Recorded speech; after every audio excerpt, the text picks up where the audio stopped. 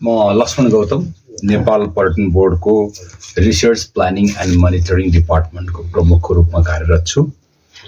यो गुफाको सन्दर्भमा सुन्दाखेरि र यहाँ आएर हेर्दाखेरि यो क्षेत्रलाई गर्न सकिने कामहरू र यसले कतिको पर्यटकहरू भित्र्याउन सक्छ जस्तो लाग्छ, के सम्भावना देख्नुभयो यहाँको? नेपाल पर्यटकीय रूपमा प्राकृतिक, भौगोलिक, सांस्कृतिक, ऐतिहासिक स्थलको रूपमा स्थापित छ, विश्वमै स्थापित छ र साहसिक र प्राकृतिक रूपमा हामीले नेपालको भूगोल, नेपालको हिम पर्वत श्रृङ्खलाहरू, पहाड, जङ्गल, गुफा यस्ता प्रकारका थुप्रै भौगोलिक चिजहरू नेपालको प्राकृतिक रूपमा महत्त्वपूर्ण सम्पदाको रूपमा रहँदै आएका छन्। हामीसँग थुप्रै त्यस्ता चिजहरू छन् जो अहिलेसम्म अन्वेषण अनुसन्धान हुन सकेको छैन र त्यसलाई हामीले बाह्य दुनियाँमा प्रचार गर्न सकिरहेका छैनौँ।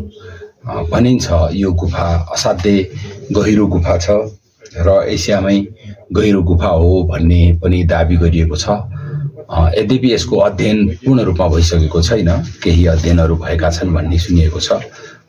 त्यसर्थ नेपाल पर्यटन बोर्डले आर्थिक वर्ष 2082-83 को बजेट तथा कार्यक्रम मार्फत पनि यसको पूर्ववत भएका अध्ययनहरूलाई संश्लेषण गर्ने र नयाँ अध्ययनका सम्भावनाहरू र गुफाको पर्यटकीय महत्त्वको सम्भावनाहरू के कस्ता छन् भनेर अध्ययन समेत गर्न सकिन्छ कि भन्ने हिसाबले हामी यहाँ भ्रमण गर्न आएका छौँ।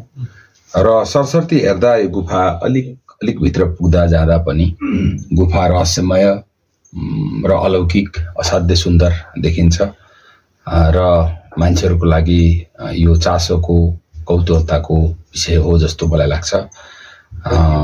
पर्यटकका लागि र भौगर्भिक विज्ञहरूका लागि, जियोलोजिस्टका लागि, जियोग्राफरका लागि, साहसिक व्यक्तित्वहरूका लागि, सबैका लागि यो चाहिँ इन्ट्रेस्टिङ, रुचिकर ठाउँ हो जस्तो मलाई लाग्छ।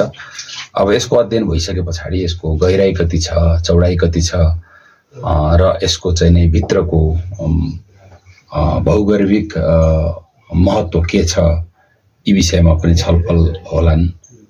अनि हामीले यसलाई जति सक्यो विश्व समुदायमा यो गुफाको महत्त्वको बारेमा र गुफाको विशेषताको बारेमा बाहिर चर्चामा ल्याउने कोसिस गर्छौँ भनिएका छौँ।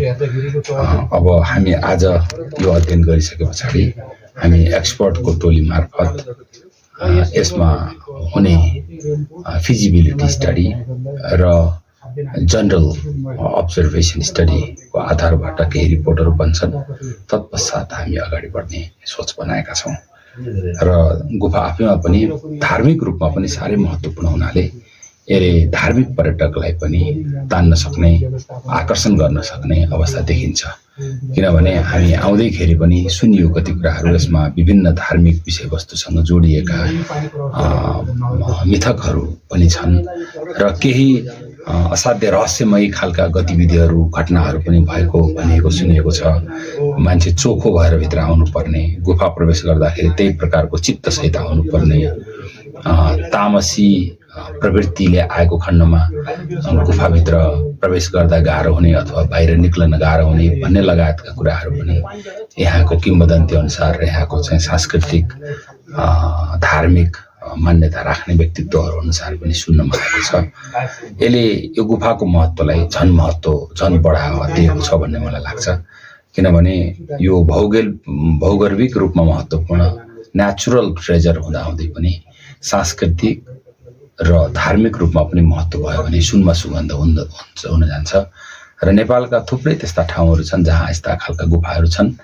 हामीले देखेका छौँ पोखरा क्षेत्रमा भएका विभिन्न गुफाहरू, अन्य क्षेत्रमा भएका गुफाहरू, बन्दीपुरमै रहेको सिद्ध गुफा लगायतका थुप्रै गुफाहरू छन् र त्यस अन्तर्गत यो गुफा पनि अझ विशिष्ट खालको, लामो र निकै रहस्यमयी, अझैसम्म पनि मान्छेले पूर्ण रूपमा यो गुफाको अर्को एन्डसम्म पुग्न नसकेको यावत कारणले पनि यो गुफा मान्छेहरूको लागि रुचिकर विषय, अध्येताको लागि, रिसर्चरका लागि, स्कलरका लागि पनि रुचिकरको विषय, अनुसन्धान गर्नेहरूका लागि पनि इन्ट्रेस्टिङ हुने अवस्था देखिएको छ। त्यसर्थ यहाँहरू सबैलाई म यो यस्ता महत्त्वपूर्ण कुराहरू हामीसँग छन् र यसको अवलोकन गर्ने र यसको अनुभव गर्नका लागि बैतडीको यस पाताल भूमेश्वर गुफामा भ्रमण गर्नुहुनका लागि र आफ्नो अनुभूति लिनका लागि र लाइफ टाइम एक्सपिरियन्सका लागि आउनुहोस् भन्ने समेत पनि यहाँहरूलाई हार्दिक आग्रह गर्न चाहन्छु।